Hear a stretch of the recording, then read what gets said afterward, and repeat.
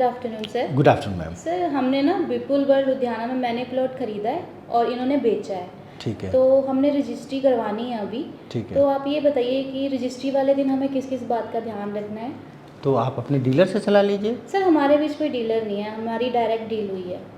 विपुल world Ludhiana, इसका मतलब वहाँ खरीद बिक्री चालू हो गई। जी बिल्कुल सर। ठीक है। तो सर आप बताइए, और बाकी सर आपकी जो फीस होगी हम वो पे कर देंगे। सबसे अच्छी बात तो ये है, कभी कभी कोई क्लाइंट आते हैं जो कहते हैं कि आपकी जो फ़ीस होगी वो हम दे देंगे। जनरली लोग सलाह जो है हिंदुस्तान में फ्री में मांगते हैं। तो मैम पहली बात तो मैं बहुत आभारी हूँ कि आपने फ़ीस के बारे में सोचा। हालांकि इस तरह की छोटी मोटी सलाह की मैं कोई फ़ीस नहीं चार्ज करता हूँ। दोस्तों, अनदर व्यू पॉइंट में देखने वाले सभी लोग इस बात को ध्यान से देखें, विपुल वर्ल्ड लुधियाना में खरीद बिक्री चालू हो गई है। ये देख रहे हैं आप विपुल वर्ल्ड लुधियाना का नक्शा। विपुल वर्ल्ड लुधियाना फिरोजपुर रोड के ऊपर जब हम एमबीडी मॉल से टुवर्ड्स मुल्लापुर चलते हैं तो उसी मेन रोड के ऊपर बहुत ही सुंदर लोकेशन पे हवेली होटल से जस्ट पहले ये 108 एकड़ की पापरा अप्रूव्ड मेगा टाउनशिप है।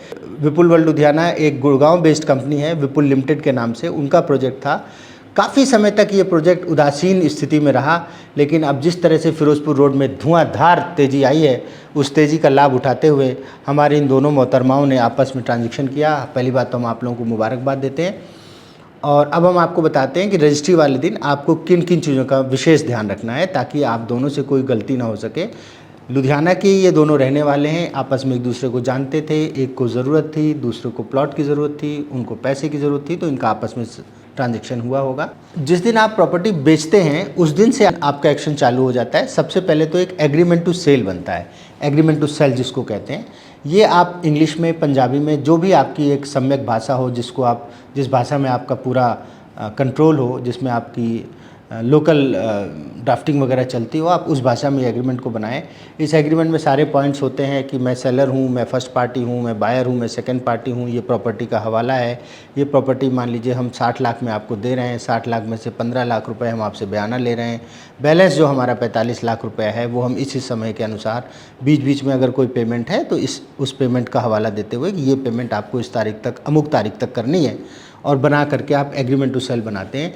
अमूमन ये एग्रीमेंट टू सेल 100 रुपये के स्टैम्प पेपर में बनता है, जो कि इन लोगों ने ऑलरेडी बनाया हुआ है। एग्रीमेंट टू सेल के बाद धीरे धीरे वो तारीख नज़दीक आ जाती है जिस दिन आपकी कन्वेंस डीड या रजिस्ट्री, या आपको उसको हम सेल डीड भी कहते हैं। ये तीनों वर्ड एक ही चीज़ हैं। कन्वेंस डीड तब होती है जब कंपनी से प्रॉपर्टी पहले बंदे को ट्रांसफ़र हो रही होती है, उसको कन्वेंस डीड कहते हैं।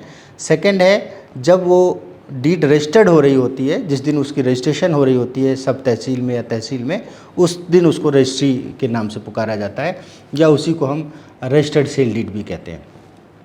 सेल डीड वाले दिन जब टाइपिंग होती है तो सबसे पहले तो आप अर्जी नवीस जो वहाँ पे रजिस्ट्रियाँ टाइप करते हैं, जिनकी हम आपको दिखा रहे हैं कचहरी की फ़ोटो, और इस फोटो में ये जो आप लोग बैठे हुए देख रहे हैं ये सब अर्जी नवीज़ हैं। टक टक टक टक वहाँ टाइपिंग चलती रहती है, कोई फ़ोटोकॉपी करा रहा है, कोई कुछ कर रहा है, कोई कहीं जा रहा है, किसी का फ़ोन आ रहा है।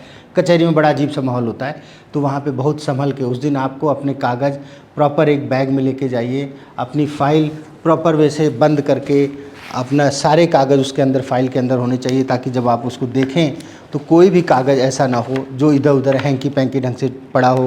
पैन कार्ड, आधार कार्ड प्रॉपर वे से आप रख के ले जाइए, फ़ोटोग्राफ प्रॉपर वे से रख के ले जाइए, और एक अच्छी सी फाइल में आपको अपने डॉक्यूमेंट लेके जाने चाहिए। लाखों रुपए की हम संपत्ति बेच रहे होते हैं और छोटी मोटी इस तरह की लापरवाही करते हैं। फिर वो कई बार पति पत्नी में भी हो जाता है कि पैन कार्ड कहाँ है, वो कहती मैंने आपको दिया था, वो कहता है तुमने मुझको कब दिया था, ले। वहाँ तुरंत के तुरंत सब काम होना है, तो वो सब लोग सेट बना के लेके जाओ। तो अपने डॉक्यूमेंट्स लेके जाओ। फिर अर्जी नवीस से एक दिन पहले, जैसे अब आप लोगों की रजिस्ट्री अगर कल है तो आप आज ही उसको बोलो कि भैया रजिस्ट्री का ड्राफ्ट तैयार करके हमको भेज दो।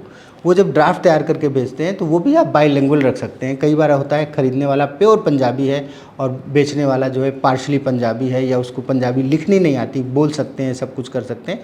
पंजाब में बाहर के लोग बहुत आ गए हैं जिनको पंजाबी की गुरुमुखी का उनको ज्ञान नहीं है, but they can speak Punjabi. So in that case you can have dual language. आप एग्रीमेंट में जो आपकी जो सेल डीड बन रही है, जो आपका रजिस्ट्री का डॉक्यूमेंट बन रहा है, उसमें आप 2 भाषाओं में भी लिख सकते हैं, ऊपर पंजाबी, फिर वही पैराग्राफ नीचे इंग्लिश में। तो आप उसको पढ़ लीजिए, दोनों लोग ठीक से पढ़ लीजिए, दोनों एक दूसरे को पढ़ाओ। कहीं पे भी कोई चेंजेस हैं तो वो इमीडिएट उसको करवा लीजिए, क्योंकि एक बार रजिस्ट्री हो गई फ़ोटो खिंच गई उसके बाद अगर आपको कुछ भी चेंज करना है तो उसका प्रोसेस बड़ा कॉम्प्लिकेटेड होता है। अगर आप उस प्रोसेस को जानना चाहते हैं तो कमेंट्स में जाके कमेंट में लिखिए, तो मैं उसके ऊपर भी अवश्य वीडियो बनाऊंगा। कॉम्प्लिकेटेड होता है और थोड़ा इरिटेटिंग भी होता है, क्योंकि दोबारा से आपको पार्टियों को बुलाना पड़ता है वो चेंजेस करने के लिए। उसमें दोबारा से फ़ोटो भी होती है, वो इतना आसान नहीं होता। तो आप उसके बाद आप उस ड्राफ्ट को पढ़िए। उस ड्राफ्ट में बेचने वाले का पूरा नाम, उसके पिता का नाम या उसके पति का नाम, उसका एड्रेस ठीक से पढ़ लीजिए।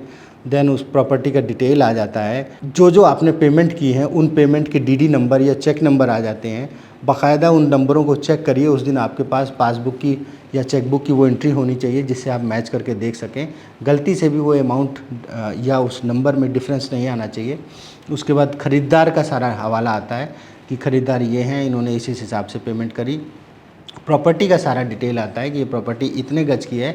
उसके आसपास की चार दीवारियाँ आती हैं कि प्रॉपर्टी के सामने क्या था, प्रॉपर्टी के पीछे क्या है। तो उसकी जो चार दीवारी उसमें मेंशन हो जाती है, उससे वो प्रॉपर्टी प्रॉपर वे से आइडेंटिफाई हो जाती है। उस समय जल्दीबाजी मत करो, नक्शा निकालो विपुल वर्ल्ड का। मान लीजिए आपने प्लॉट नंबर C97 बेचा है, तो 97 के राइट हैंड साइड में 96 है, 97 के लेफ़्ट हैंड साइड में 98 है, 97 के सामने जो है वो एक सड़क है 40 फुट की। उसके बाद 97 के जो पीछे है वो प्लॉट नंबर C87 है। इस प्रकार से आप उसकी चार दीवारी को प्रॉपर वे से आइडेंटिफाई करो ताकि वही प्लॉट है आपका जो सेल हुआ है। उसके बाद फ़ोटो होती हैं। फ़ोटो तहसीलदार के सामने आजकल बायर की अनिवार्यता नहीं होती है, सेलर की फ़ोटो बहुत ज़रूरी होती है।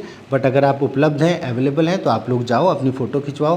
तहसीलदार साहब बैठे होते हैं, उनके पीछे आप खड़े हो जाते हैं। एक लंबरदार होता है, एक विटनेस होता है, इनकी भी साथ में फ़ोटो होती हैं। फ़ोटो होने के बाद फिर आपका 50% काम पूरा हो जाता है। फिर आप अर्जी नवीस के पास आते हैं, उनके पास एक रजिस्टर होता है। अब ये रजिस्टर की कहानी हमको आज तक नहीं समझ में आई। रजिस्ट्री अंदर हो रही है, सब काम अंदर के दफ्तर में होना चाहिए, पर ये अर्जी नवीस साहब के पास एक रजिस्टर होता है। उसमें फिर बाकायदा आपके काले रंग के, देखा होगा आपने, जिस दिन रजिस्ट्री होती है उस दिन आपकी उंगलियों में ब्लैक कलर का वो लगा होता है, तो वहाँ पे अंगूठा लगाया जाता है। ये अंगूठा लगाने का प्रचलन आज तक अंग्रेज़ों के समय से मेंटेन्ड है। उसका रीज़न है कि थंब का जो इम्प्रेशन है वो आज आधार कार्ड पैन कार्ड आए हैं, लेकिन इससे पहले thumb impression was the main proof of the identity of the person. तो इसलिए वो वहाँ पे आपसे अंगूठा लगवाते हैं। अंगूठा लगाने के बाद वो बोल देंगे आपको कि ठीक है, आप ये पर एक छोटी सी रसीद मिलती है रजिस्ट्री की, जो आपको रसीद देंगे और वो कहेंगे 1 दिन बाद या 2 दिन बाद आके आपकी जो रजिस्ट्री है वो वहाँ से तहसील से बाहर आ जाएगी। तो फिर आप आके अर्जी नवीस से कलेक्ट कर सकते हैं। अर्जी नवीस की कुछ नॉमिनल सी फ़ीस भी होती है, जो फ़ीस आप उनको टाइपिंग की और बाकी कोऑर्डिनेशन वगैरह की आप फ़ीस देते हैं, वो आप उनको फ़ीस दे दीजिए। तहसील के अंदर आपने जब स्टैम्प पेपर ख़रीदे होंगे तो आपको एक अकाउंट नंबर दिया जाता है, जो गवर्नमेंट का अकाउंट होता है। वहाँ पे आप स्टैम्प ड्यूटी का पैसा जमा करते हो, रजिस्ट्रेशन फ़ीस का पैसा जमा करते हैं। थोड़े बहुत मिसलिनियस खर्चे हिंदुस्तान में लगते ही हैं, वो हम क्या बताएं किस चीज़ के लगते हैं, पर वो लगते हैं। तो वो जहाँ पे जैसी तहसीलदार और जैसे वहाँ के अधिकारी हुए उस पे डिपेंड करता है। वो उन चीज़ों को उस दिन बहुत ज़्यादा आपको ये करने की आवश्यकता नहीं है। जितना हो सके स्मूथली काम वहाँ से निपटवाइए। निपटा करके दोनों लोग अपना सामान, अपना जो भी डॉक्यूमेंट्स लेके गए थे, या कुछ अगर आपका लेन देन हुआ है चेक से या अन्य माध्यम से भी, उसको प्रॉपर वे से इंश्योर कर लीजिए। इंश्योर करने के बाद गाड़ी में बैठिए। ख़रीदने वाला खुश कि उसको प्लॉट मिल गया, बेचने वाला खुश कि उसको माया मिल गई, और दोनों लोग लेकर के अपने अपने स्थान पे जाइए। आने के बाद ये ज़रूर ध्यान रखें कि 2 दिन बाद आपको रजिस्ट्री की कॉपी ज़रूर निकलवानी है।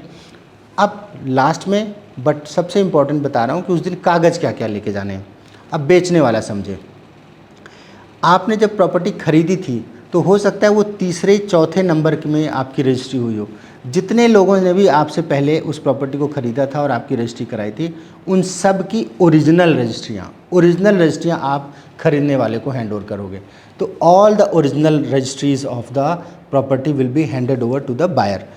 इन केस वो प्रॉपर्टी कभी लोन पे रही हो, मान लीजिए पहले बायर ने उस पर लोन लिया हो, तो उसने बैंक से ज़रूर एनओसी लिया हो। अगर उसने लोन लिया था लेकिन उसका एनओसी नहीं है, क्लियरेंस नहीं है, नो ड्यू सर्टिफिकेट नहीं है, एनडीसी नहीं है, तो डेफिनेटली आप समस्या में आ सकते हैं। हो सकता है आज भी बैंक का कोई इंटरेस्ट पार्ट या कुछ भी अगर ड्यू निकल आता है तो वो प्रॉपर्टी के साथ ही चलेगा। तो ये लापरवाही नहीं होनी चाहिए। अगर उसमें किसी से लोन रहा है तो उसका आप NDC नो ड्यू सर्टिफिकेट ज़रूर ले लीजिए। देन उस प्रॉपर्टी को अगर आपने बिल्डर से ख़रीदा था तो उसमें अलॉटमेंट लेटर होता है, पेमेंट की रसीदें होती हैं, देन आपका बिल्डर बायर एग्रीमेंट होता है। इन सब का एक सेट होता है प्रॉपर वे से।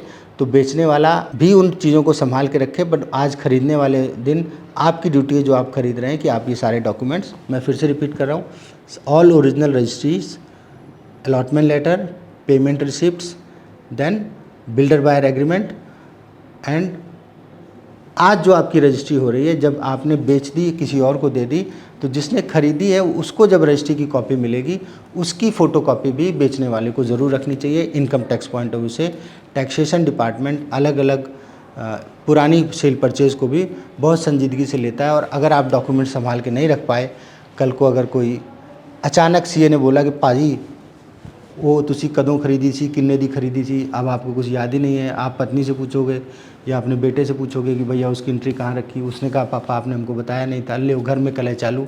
इससे अच्छा भैया टाइम से लिख लो। हमारे साथ तो अक्सर हो जाता है, हम भूल जाते हैं। फिर हमारे दोस्तों का फ़ोन आता है कि पांडे जी ये एंट्री आपने वहाँ डाली थी, ये एंट्री हमने यहाँ डाली थी। हमने कहा भैया हमको नहीं समझ में आ रहा, तुम जो तुमको ठीक लगे कर लो। तो ऐसी स्थिति नहीं होनी चाहिए। हर चीज़ बड़े हिसाब से लिखिए, डायरी में नोट करिए। शाम को 10 मिनट का टाइम लगता है, करिए, इसको करिए, इससे बहुत समस्याएं दूर हो जाती हैं। मेरे ख्याल से आपको वीडियो बड़ा जानकारी वाला लगा होगा और अच्छा लगा होगा। फर्दर कुछ पूछना चाहते हैं तो कमेंट्स में डालिए, हम ज़रूर वीडियो बनाएंगे उस पर।